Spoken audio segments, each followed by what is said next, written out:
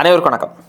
தாவேக அரசை கவிழ்க்க சதி நடந்ததாக தொடரப்பட்ட வழக்கில் செந்தில் பாலாஜிக்கும் அவருடைய சகோதரர் அசோக்குமாருக்கும் முன்ஜாமீன் வழங்கி நீதிமன்றம் உத்தரவு பிறப்பித்திருக்கிறது.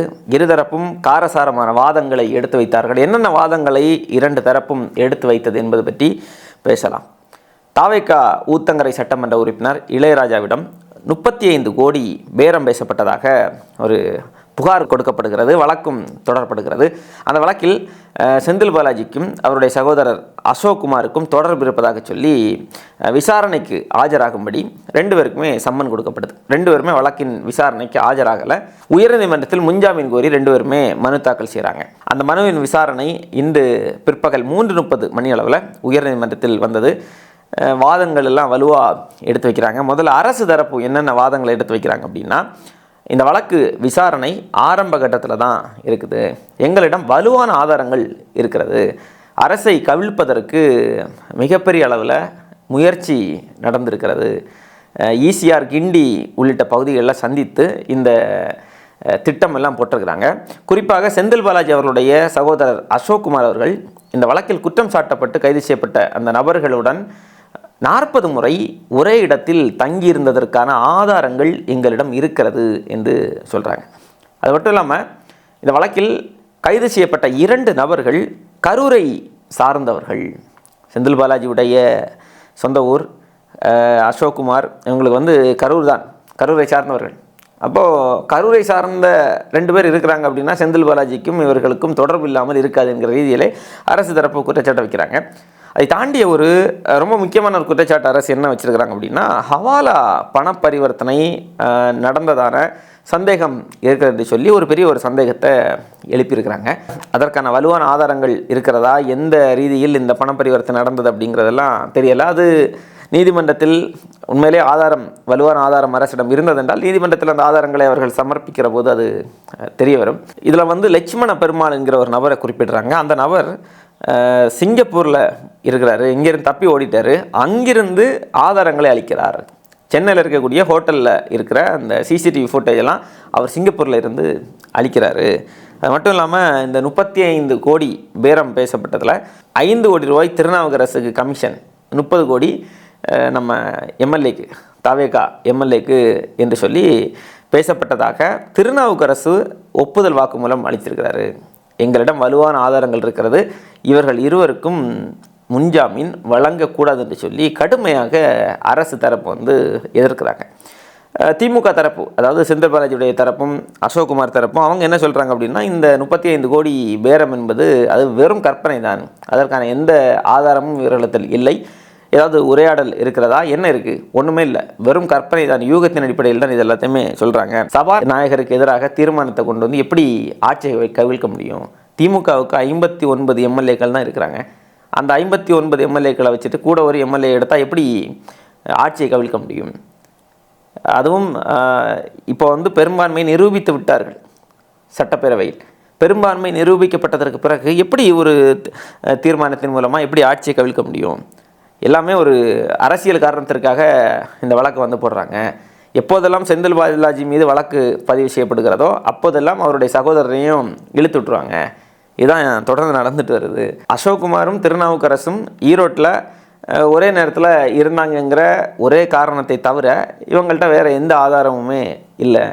கரூர் இடைத்தேர்தல் வருகிறது, அந்த இடைத்தேர்தல் பணிக்கு செந்தில் பாலாஜி போயிடக்கூடாது, இடைத்தேர்தலுக்கு அவர் வேலை செஞ்சிடக்கூடாது. அப்போ இடைத்தேர்தலுக்கு முன்பு செந்தில் பாலாஜியை தடுத்துடணும். அதனால தான் இந்த வழக்கெல்லாம் போட்டு இவர்கள் தேவையில்லாத ஒரு அரசியல் காரணத்திற்காக இந்த வழக்கு செந்தில் பாலாஜியோடு தொடர்புபடுத்தப்பட்டிருக்கிறது.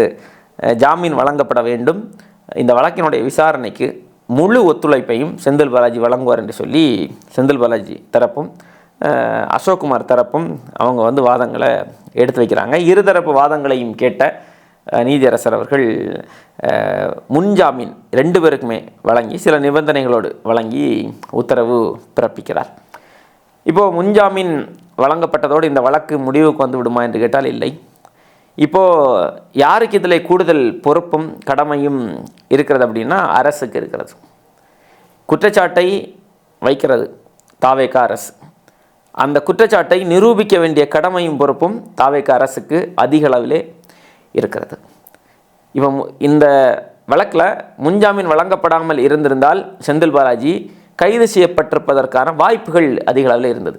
செந்தில் பாலாஜியும் அவருடைய சகோதரரும், இதில் செந்தில் பாலாஜியுடைய சகோதரர் தான் அதிக அளவில் இந்த ஒருங்கிணைப்பு வேலைகளை எல்லாம் திட்டம் போட்டு செய்ததாக குற்றச்சாட்டு இருக்குது. இந்த வழக்கு மட்டும் இல்லை, உங்களுக்கு கடந்த வழக்கு அமலாக்கத்துறை கையில் எடுத்தது இல்லையா, செந்தில் பாலாஜி போக்குவரத்து துறையில் வேலை வாங்கி தருவதாக லஞ்சம் பெற்ற அந்த வழக்கு, அதிலும் செந்தில் பாலாஜி சும்மா தாங்க, அவர் ஒரு டம்மியாக தான் இருப்பார். அவருடைய தம்பி அசோக்குமார் தான் எல்லாவற்றையும், இந்த பண பரிவர்த்தனை எல்லாவற்றையும் பார்ப்பார், மொத்த கண்ட்ரோலும் அவர்கிட்ட தான் இருக்குது என்கிற குற்றச்சாட்டு அப்போதே வைக்கப்பட்டது. இங்கேயும் அந்த கண்ணோட்டத்தில் தான் ஒரு பார்வை வைக்கப்படுகிறது. அப்போது ஒருவேளை ஜாமீன் வழங்கப்படாமல் இருந்திருந்தால் கைது செய்யப்பட்டிருக்கலாம். ஆனால் இப்போ ஜாமீன் வழங்கப்பட்டு விட்டது. அப்போ ஜாமீன் வழங்கப்பட்டு விட்டதால் இந்த வழக்கு முடிவுக்கு வந்து விட்டதான்னு கேட்டால் இல்லை. இந்த அரசு வைத்த அந்த குற்றச்சாட்டுகள் இருக்குது இல்லையா, இந்த குற்றச்சாட்டுகள் எல்லாவற்றையும் அரசு நிரூபிக்க வேண்டும். இப்போ அவங்க நிறைய ஆதாரங்கள் இருப்பதாக சொல்கிறாங்க. என்னென்ன ஆதாரங்கள் இருக்கிறது? அவர்களிடம் இருந்த அந்த சிசிடிவி ஃபுட்டேஜ் எல்லாம் கைப்பற்றப்பட்டதா? அது சென்னையில் இருக்கிற ஹோட்டலில் இருந்த அந்த சிசிடிவி ஃபுட்டேஜ் எல்லாம் அழிச்சிட்டு வர்றாங்கங்கிற குற்றச்சாட்டுலாம் வச்சாங்க. அதையெல்லாம் மீட்டெடுத்து இந்த அரசு எப்படி இந்த வழக்கை எடுத்து செல்ல போகிறது, ஹவாலா பரிமாற்றம் யார் மூலமாக நடந்தது, இதில் யாரெல்லாம் தொடர்புக்கு உள்ளாகி இருக்கிறார்கள். இப்போ செந்தில் பாலாஜி மீது தாவேகா அரசு குற்றம் சாட்டுகிறது. செந்தில் பாலாஜி மீது குற்றம் சாட்டுகிறது என்றால், செந்தில் பாலாஜி தாவேகாவுடைய எம்எல்ஏக்களை விலைக்கு வாங்குவதற்கான பேரத்தில் ஈடுபட்டார் என்றால் செந்தில் பாலாஜியினுடைய தனித்த முடிவாக அது இருக்காது. கண்டிப்பாக செந்தில் பாலாஜியினுடைய தலைமை, திமுக தலைமையின் உத்தரவு இல்லாமல், அவர்களுடைய பார்வைக்கு இது செல்லாமல், இன்னும் சொல்லப்போனால் அவர்களுடைய உத்தரவின் பேரில் தான் இது நடந்திருக்கும். அப்படி இல்லாமல் நடக்க முடியாது இல்லையா? செந்தில் பாலாஜி யாருக்காக செய்தார் இதை? இவர்கள் வைக்கக்கூடிய குற்றச்சாட்டை பார்த்தால் அரசை கவிழ்ப்பதற்கு இல்லையா? அரசை யார் கவிழ்க்க வேண்டும்? திமுகவினுடைய சட்டமன்ற உறுப்பினர்கள், திமுகவினுடைய தலைவர்கள் பேசிகிட்டு இருந்தாங்க, இந்த ஆட்சி நீடிக்காது, ரொம்ப நாளாக நீடிக்காதுன்னு பேசிகிட்டு இருந்தாங்க. அப்போ திமுகவினுடைய தலைமைக்கும் அதுதான், எப்படியாவது இந்த அரசை கவிழ்த்து விட வேண்டும் என்கிற நோக்கம் இருந்தது. அதில் ஒன்றும் மாற்றுக்கிறது இல்லை. திமுகவுக்கும் இருந்தது, அதிமுகவுக்கும் இருந்தது. ரெண்டு பேரும் சேர்ந்து கூட்டணி வைத்தாவது இந்த அரசு அமைவிடாமல் செய்துவிட வேண்டும் என்கிற முயற்சிகளில் எல்லாம் அவர்கள் ஈடுபட்டார்கள். அப்போது செந்தில் பாலாஜியோடு நின்று விடக்கூடாது.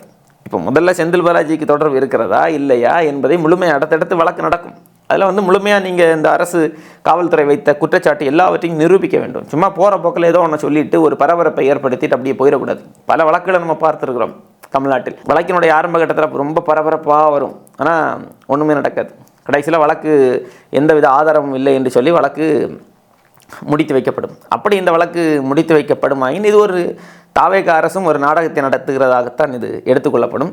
இப்போ இதில் நிறைய குற்றச்சாட்டு வச்சுருக்கிறாங்க. பார்ப்போம் இந்த குற்றச்சாட்டுகள் எல்லாம் எப்படி நிரூபிக்கப்படுகிறது நீதிமன்றத்தின் முன்னால். இதை நிரூபித்தார்கள் என்றால் தாவேகா அரசை நம்ம பாராட்டலாம். இதை நிரூபிக்கவில்லை அப்படின்னா இதுவும் ஒரு அரசியல் நாடக விளையாட்டாகத்தான் பார்க்கப்படும். இப்போ தாவேகா ஒரு பெரிய ஒரு புனிதமான ஒரு சக்தியாகவோ அப்படியெல்லாம் நம்ம பார்க்க முடியாது. என்றால் தாவேகாவில் சட்டமன்ற உறுப்பினர்கள், அதிமுகவின் சட்டமன்ற உறுப்பினர்கள் ராஜினாமா செஞ்சுட்டு எப்படி இணைகிறாங்க அப்படிங்கிறது அதுவே ஒரு பெரிய ஒரு கேள்வியாக இருந்துட்டு வருது. இந்த அரசின் மீது சோஃபா மாடல் அரசு என்கிற ஒரு விமர்சனம் இருக்கிறது. அந்த விமர்சனத்துக்கு கூட நீங்கள் பதில் சொல்லாண்டா, இந்த புகாரை கொடுத்தீர்கள் இல்லையா, இதை நீங்கள் நிரூபியுங்கள். இதை நிரூபித்து மக்கள் மன்றத்தில் உங்களுடைய சட்டமன்ற உறுப்பினர் கொடுத்த அந்த புகார், நீங்கள் வைத்திருக்கக்கூடிய அந்த புகார் என்பது உண்மைதான் என்பதை நிரூபித்து காட்டுங்கள். பார்ப்போம் இந்த வழக்கு எதை நோக்கி நகர்கிறது.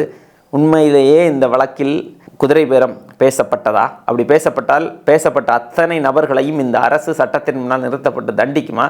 இல்லை வெறும் ஒரு அரசியல் நாடகமாக, ஒரு பரபரப்பை ஏற்படுத்தக்கூடிய செய்தியாக மட்டுமே இந்த வழக்கு முடிந்து போகிறதா என்பதை நம்ம பொறுத்திருந்து பார்ப்போம்.